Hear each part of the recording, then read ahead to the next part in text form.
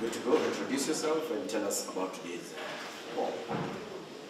Yes, my name is Tom Wolf. I'm a research analyst here at Tifa Research. Today we released the second section of results from the national survey that we did at the beginning of February.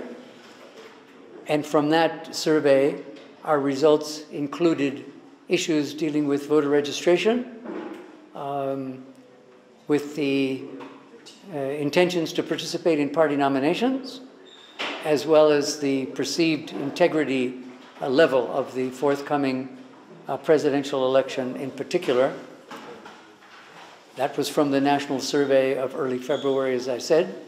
But we also combined it with the results of more recent surveys conducted just the beginning of this month in 3 counties, Nairobi, Murang'a, and Busia.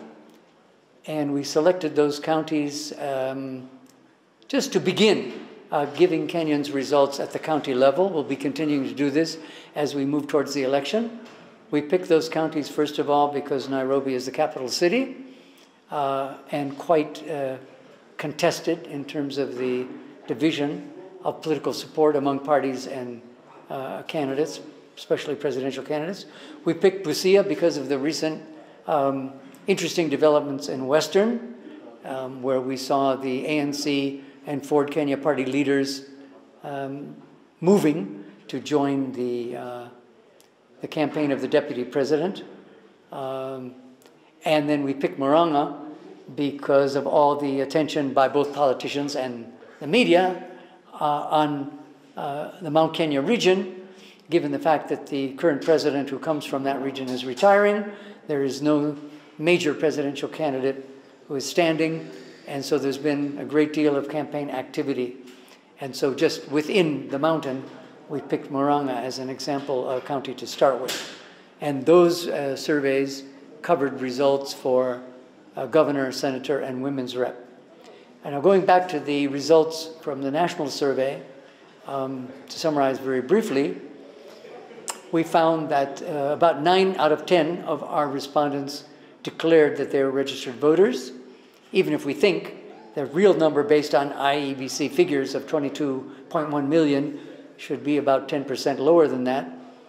And again, the vast majority of them, around 90%, said that they will definitely or probably vote in the forthcoming election, that is in August. We did also ask for those who are not registered, why they're not, and for those who are not going to vote, why they're not. That's in the data. We also, with regard to election integrity, which might be the most important question, how much confidence that Kenyans have that the elections will be completely free and fair. We got about 1/3 of our sample who said that they had that level of confidence. We had another 1/3 who felt that they would be somewhat free and fair. But we had 1/5, 20%, who did not think they would be free and fair, and another 10% who weren't sure. So really a 1/3, 1/3, 1/3 division with regard to the perception of presidential election integrity. And these are issues that we'll want to be tracking as we get closer to the election. And then finally, when we asked about the intentions of participating in any party nominations, we got about half of our respondents who said that they did have that intention. And of those, about 2/3 said that they were going to be, or hoping to participate in the nominations of what is now, according to our national data, the most popular political party, UDA. And about another half of those who identify with ODM or Azimio who say that they're going to be participating in the nominations of either ODM or any of its, the coalition Azimio parties. Of course, one thing we didn't ask, and which will be there very important, is whether they expect that the party that they support will actually hold open nominations, as opposed to having nominations, at least in some areas, for some positions, given out on the basis of other factors. For example, Azimio announced that they had hired a survey firm to do polls in certain areas, certain counties, even for MCAs, and where they found that any particular candidate or potential candidate was more than 20% more popular than his or her nearest rival, they didn't see the need to have nominations, and they would just give those nominations out.